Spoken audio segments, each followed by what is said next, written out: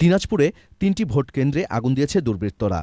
শুক্রবার রাত 10:30টার দিকে কিছু সময়ের ব্যবধানে দিনাজপুর সদর উপজেলার Chehelgazi UP Chandgaon high school, উপশহরের তফিউদ্দিন মেমোরিয়াল হাই স্কুল ও বরুইল সরকারি প্রাথমিক বিদ্যালয়ে আগুন দিয়েছে দুর্বৃত্তরা।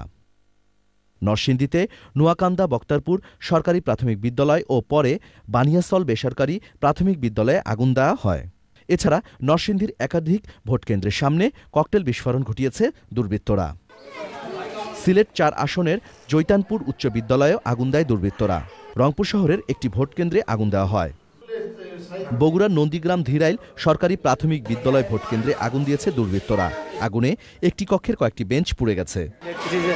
এছাড়া খুলনায় একটি, ঝিনাইদহ ও বরগুনায় ৪টি করে, যশোরে ৩টি, গাইবান্ধার পলাশবাড়ীতে 3টি, রাজশাহীর সরদায় 1টি, নীলফামারীর ডোমারে 2টি, কুষ্টিয়ায় 1টি এবং সুনামগঞ্জে 4টি ভোটকেন্দ্রে আগুন দিয়েছে দুর্বৃত্তরা।